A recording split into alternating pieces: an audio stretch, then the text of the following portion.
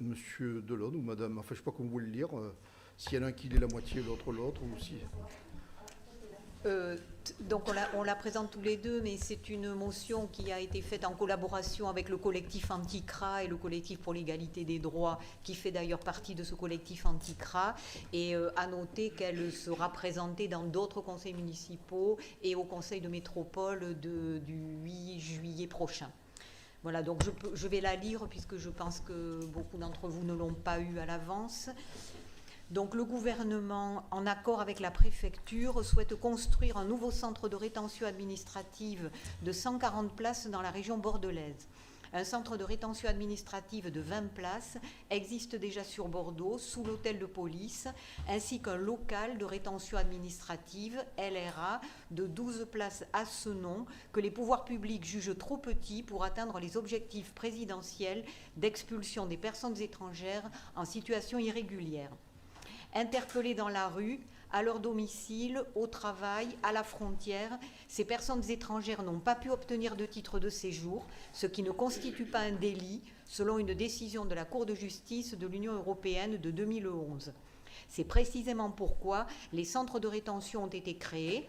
Nul ne peut être mis en détention s'il n'a pas préalablement commis un délit. Il s'agit pourtant de prisons dont le seul objectif est l'expulsion des personnes retenues dans leur pays d'origine ou dans le pays dans lequel elles sont légalement admissibles. Nous ne cautionnons pas cet enfermement qui brise des vies, cette politique fondée sur la peur de l'autre et le repli sur soi. Nous refusons la construction d'un nouveau CRA dans la métropole bordelaise. Nous dénonçons les attaques graves aux droits fondamentaux. Cet enfermement s'accompagne d'isolement, d'un manque chronique d'hygiène, de difficultés d'accès aux soins, en témoigne le rapport d'activité 2020 du contrôleur général des lieux de privation de liberté. Les conditions de rétention et la perspective d'une expulsion poussent parfois au suicide. 3 personnes se sont donné la mort dans les centres de rétention en 2021. Aux automutilations quasi quotidiennes ou à la grève de la faim, dont les dernières à Bordeaux datent du mois de juin dernier. La France a été condamnée à plusieurs reprises par la Cour européenne des droits de l'homme pour ces pratiques concernant l'enfermement des enfants. Nous disons non à une politique répressive d'enfermement. L'objectif de ce projet gouvernemental et régional est assumé. La rétention devient l'instrument privilégié d'une politique migratoire toujours plus répressive à l'égard des personnes exilées. Chaque année, près de 50 000 personnes sont concernées. La France est le pays qui enferme et expulse le plus de personnes étrangères en Europe. En janvier 2022, un nouveau CRA a ouvert à Lyon. 3 autres constructions sont aussi prévues près d'Orléans, en région parisienne et en région bordelaise, donc, où le CRA devrait être construit d'ici octobre 2023, un projet estimé à plus de 23 millions d'euros. Sachant que malgré le coût exorbitant de la politique française d'expulsion et de rejet, la présence de personnes en situation irrégulière en France lui rapporte plus, économiquement parlant, qu'elle ne lui coûte, comme le précise l'OCDE dans un rapport de janvier 2022, la construction d'un nouveau CRA est non seulement une faute humanitaire, mais également une absurdité économique et financière. Une autre politique est possible, d'accueil et d'entraide, qui profitera aux accueillants comme aux accueillis. Le conseil municipal demande l'abandon du projet de construction de CRA dans les prochaines années et la fin de la politique répressive à l'égard des exilés. Alors, je voudrais dire quelques mots en mon nom personnel. Cette motion propose que le conseil municipal de Senon vote l'abandon du projet de construction du CRA à Pessac, à Mérignac ou ailleurs sur la métropole et la fin de la politique répressive à l'écart des migrants et demandeurs d'asile. Les politiques migratoires, comme vous le savez tous, n'ont pas cessé de se durcir de Sarkozy à Macron en passant par Hollande. Ils nous ont tous dit qu'il fallait renvoyer les étrangers chez eux, qu'on ne pouvait pas les accueillir, en maniant la démagogie raciste et xénophobe pour nous diviser, nous dresser les uns contre les autres, nous laisser croire que les patrons et les travailleurs français en auraient les mêmes intérêts parce que nous vivons à l'intérieur des mêmes frontières. C'est leur politique qui est responsable du renforcement des préjugés racistes et de la progression des idées de l'extrême droite. Alors, durant son mandat, Macron a encore durci les lois migratoires, en particulier avec l'allongement de la durée d'enfermement dans les CRA et la baisse du nombre de titres de séjour accordés. L'État qui bafoue d'ailleurs ses propres lois en refusant de reconnaître leurs droits aux demandeurs d'asile et de les accueillir dans des conditions dignes. Sans compter tous les obstacles administratifs plus ou moins légaux qui font que des associations comme la CIMAD, par exemple, doivent régulièrement saisir le défenseur des droits et les tribunaux.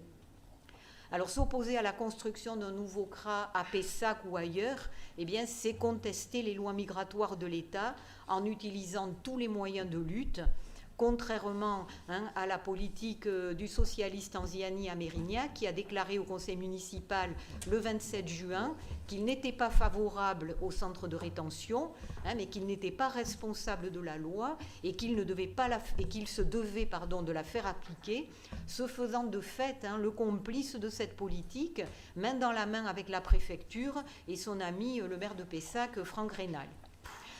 À noter aussi qu'en octobre dernier, la préfecture a créé un nouveau lieu de rétention administrative, donc le LRA, à ce nom même, dans l'enceinte de la direction zonale des CRS du Sud-Ouest, en complément du CRA qui est régulièrement à saturation.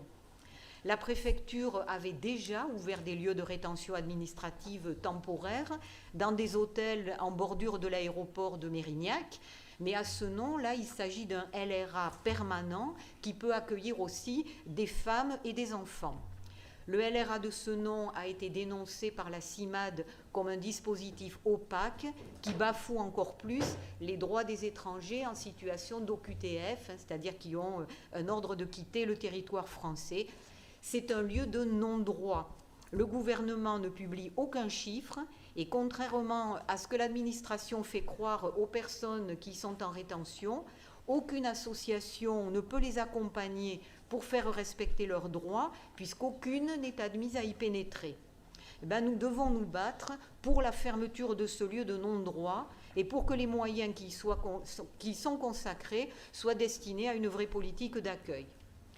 Tout est fait pour décourager les personnes étrangères de rester sur le territoire. Beaucoup restent et vivent et travaillent ici depuis des années ou des dizaines d'années sans obtenir de papier, contraints à une clandestinité qui fait le plus grand bonheur des patrons exploiteurs. L'Europe s'est hérissée de frontières qui tuent. Des milliers de migrantes et de migrants, d'enfants, périssent à ces frontières, en Méditerranée, où il y a quelques jours encore, sous les coups des polices marocaines et espagnoles, sur les barbelés de Melilla. Mais aussi d'ailleurs à nos propres frontières, à 200 km d'ici, pour tous ceux qui veulent traverser la Bidassoa. Ces drames humains aux frontières et le renforcement des dispositifs meurtriers de répression n'empêchent pas les mouvements migratoires. Des millions de personnes fuient les guerres, dont celles que la France mène en Afrique, fuient les dictatures, dont celles que la France aussi soutient partout dans le monde. Vous pouvez commencer, s'il vous plaît, madame. Ils fuient la faim et les effets des dérèglements climatiques et cherchent ailleurs une vie meilleure.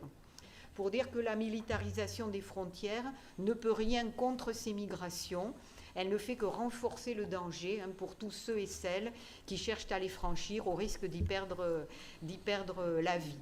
Et les sommes de plus en plus exorbitantes qui y sont consacrées sont bien plus importantes que ce que coûterait un accueil digne et l'intégration de ces travailleuses et travailleurs du monde. Alors, je dis en conclusion, l'accueil que le gouvernement a su réserver aux réfugiés ukrainiens, comme il se doit bien sûr, même s'il s'est fait en reposant surtout sur la solidarité de la population et des associations, cet accueil doit être élargi à l'ensemble des migrants. Il n'y a pas les bons et les mauvais migrants. La France peut et doit accueillir toutes celles et ceux qui le souhaitent et leur offrir les moyens de s'y installer et d'y vivre dignement. Loin d'être une charge, comme on voudrait nous le faire croire, les personnes étrangères qui s'installent en France sont une grande source de richesse, qu'elles soient économiques, culturelles, humaines. Et pour ceux et celles qui auraient besoin d'en être convaincus, c'est l'OCDE qui le dit dans une étude qui a été publiée en 2021. Un accueil digne passe donc par l'ouverture des frontières, la liberté de circulation et d'installation, Vous pouvez conclure, madame. et la régularisation de toutes et tous les sans-papiers, une exigence qu'il nous faudra imposer par nos luttes pour vivre dans un monde fraternel et solidaire.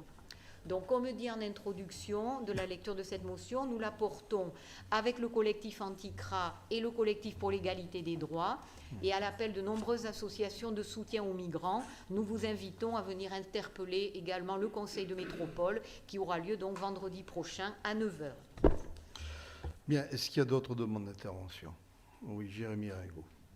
Oui, très rapidement, parce que nous en tant qu'élus communistes apparentés, nous allons voter pour cette motion, mais j'ai bien dit sur la motion et son contenu.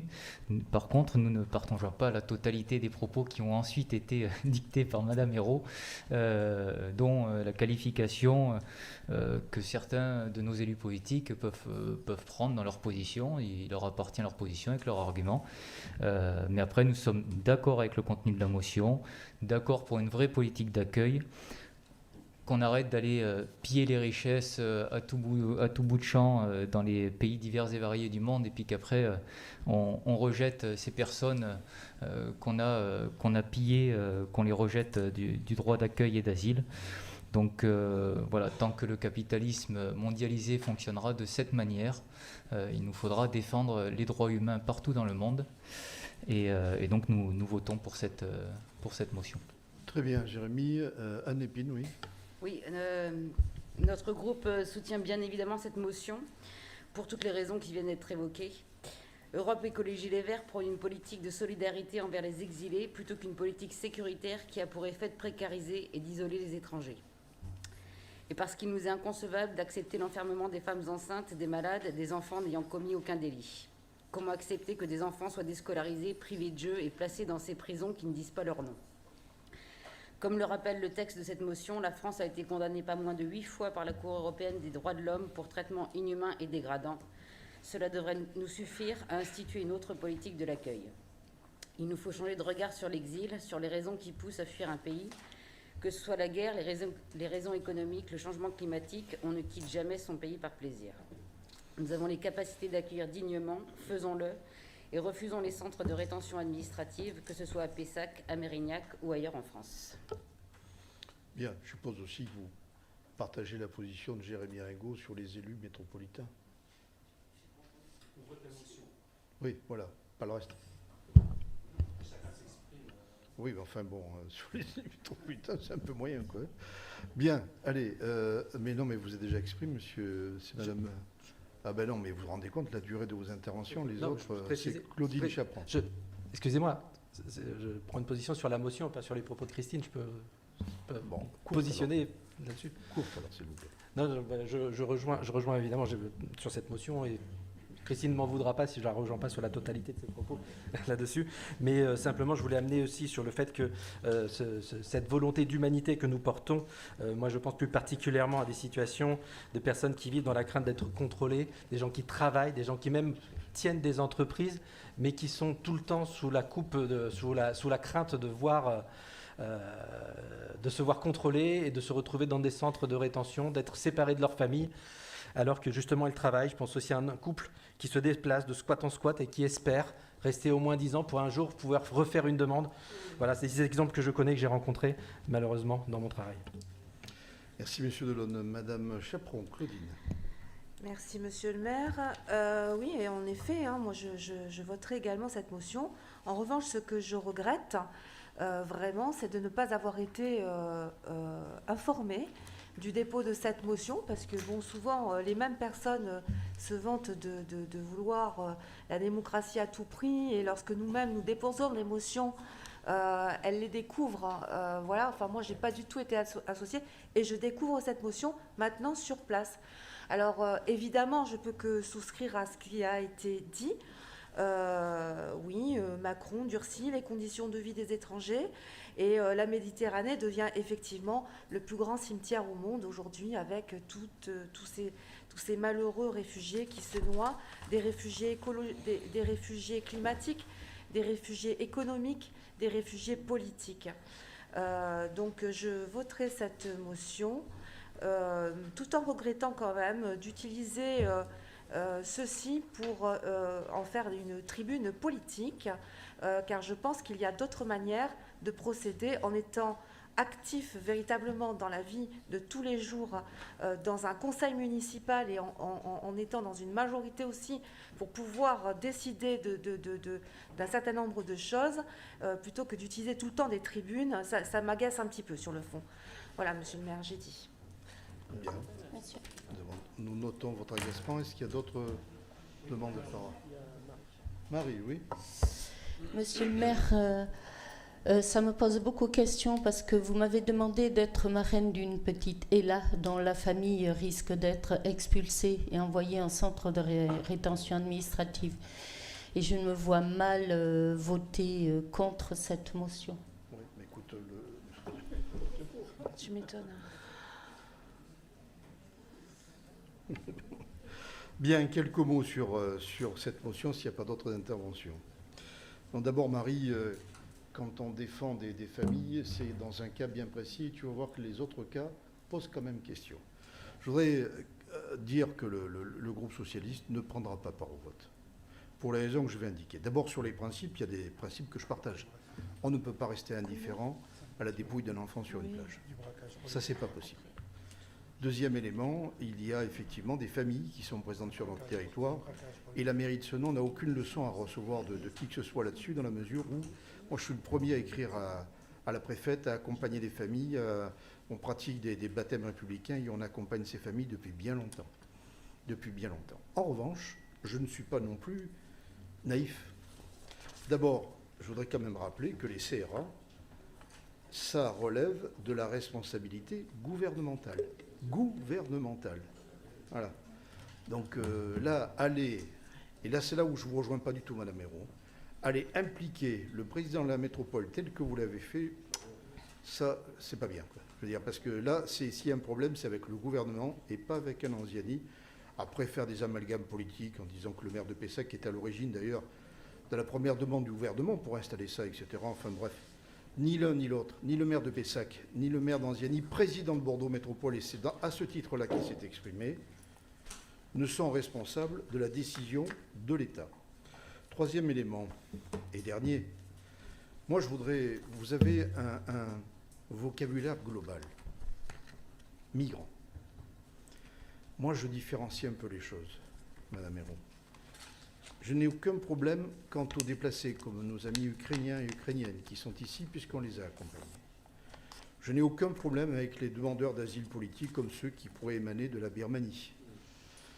Je n'ai aucun problème pour ceux qui ont le statut de réfugiés. Mais après, quand on est migrant et qu'on vient sur le territoire de notre commune perpétrer des coups et blessures, des larcins, démolir 37 véhicules dans un quartier, venir de nuit, cambrioler chez des personnes très âgées, etc., il y a migrants et migrants. Et donc, dire que les CRA ne doivent pas exister, je suis désolé, mais je ne suis pas naïf non plus. Et comme vous l'avez très justement dit, d'ailleurs, les CRA, c'est pour les personnes qui commettent des délits. Donc, je suis désolé, mais enfin, si on a des personnes migrantes sur notre territoire qui commettent des délits, c'est pas moi qui vais les accueillir quand même. C'est bien les CRA qui doivent les accueillir. Sur le reste, encore une fois, quand il y a des familles qui sont dans la nécessité, nous sommes toujours là. Toujours là. Et ceux qu'il faut aller voir pour le CRA ne sont pas des gens qui sont ici, ni à la métropole. C'est à Paris qu'il faut monter, et c'est à Paris que vous devez porter ce message. C'est la raison pour laquelle, je partage les idées de respect des personnes, de bon traitement. Et effectivement, il a été dénoncé des exactions dans certains centres de rétention, et ça, je suis entièrement d'accord avec vous. Ou qu'on ait mis des enfants dans des conditions parfois très discutables. Ça, madame, je m'y oppose comme vous, et je trouve ça insupportable et inacceptable. Mais quant au reste, ça existe aussi, et donc ces CRA ont une utilité, celle de faire en sorte que ceux qui sont sur notre territoire et qui commettent des délits ou des crimes ne peuvent pas être considérés comme des migrants qui sont très bien et qui n'ont pas de problème. Ça ne peut pas marcher comme ça, quoi. Voilà, donc pour l'ensemble de ces raisons, responsabilité gouvernementale, tout à fait d'accord sur les grands principes humains que vous soulevez, mais en désaccord sur la responsabilité qui est cette responsabilité gouvernementale. et puis en désaccord sur les propos que vous avez tenus à l'encontre de responsables métropolitains ou maires de communes voisines de la ville de Mérignac. Voilà, madame. Donc c'est la raison pour laquelle nous ne prendrons pas part au vote au niveau du groupe socialiste. Bien, mais écoutez, on va passer au vote. Alors, qui s'oppose à cette motion? Qui est pour cette motion? Très bien. Qui ne prend pas part au vote? Très bien. Mais écoutez, je vous remercie. Donc, voilà, on passera à Excusez-moi. Excusez-moi. Oui, alors attendez. Oui, Excusez-moi. Monsieur Moretti d'abord, et puis Madame. Non, nous, comme vous n'avez pas parlé d'abstention, nous, on s'abstient sur cette motion. Vous abstenez, d'accord, très bien. Donc, abstention du groupe de Monsieur Moretti. Donc, je demande à l'administration de bien vouloir donner les chiffres du vote. L'ensemble du groupe socialiste, donc, n'a pas pris part au vote. Le groupe de Monsieur Moretti s'est abstenu et donc a voté pour le groupe Europe Écologie Les Verts, le groupe communiste et puis Claudine Chaperon au titre de la France Insoumise. Et moi aussi, j'ai voté pour. Ouais. Voilà. Peut-être qu'on peut donner un chiffre, pas le nombre en tous les cas, qui ont voté pour. 12 pour. Voilà. Donc, voilà. Très bien. Bah, écoutez, je vous remercie. Je vous souhaite une très très bonne journée, soirée, vacances, tout ce que vous voulez pour vous.